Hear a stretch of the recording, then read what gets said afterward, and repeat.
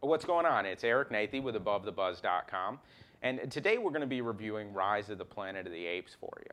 Now, this movie was included in our August movie preview, and it's the story of a scientist who's developing a vaccine that's meant to cure symptoms such as dementia, memory loss, things such as that. However, it's not till later on down the line that he realized the true potential of the vaccine. Now, in the August movie preview, we focused on 3 different areas that Rise of the Planet of the Apes needed to do better than the 2001 version of Planet of the Apes in order to be a better movie. The first was environment, the second was believability, and third was story. Now, as far as environment goes, they hit the nail right on the head. They brought it back to Earth, which creates a much better connection between the characters and us as the audience members. Second is the believability. They did a great job. The special effects were amazing. The apes looked real throughout the entire film. Not once did I find myself pulling out saying, oh, that's a fake ape. Really well done. Third is the story. Now, the story in the 2001 Planet of the Apes I thought was extremely intriguing. It kept me grasping for what was going to happen next. I just enjoyed it.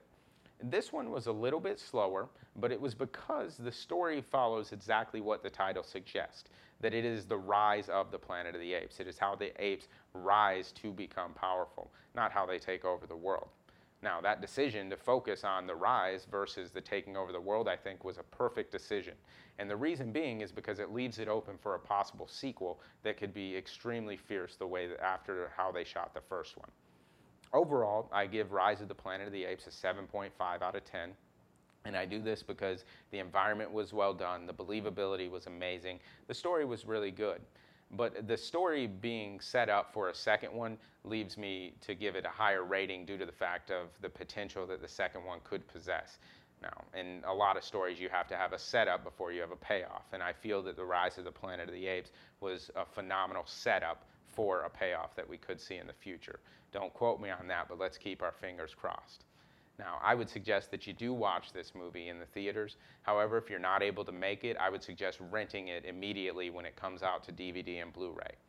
Until later, this is Eric Nathey with AboveTheBuzz.com, and thank you much for tuning in.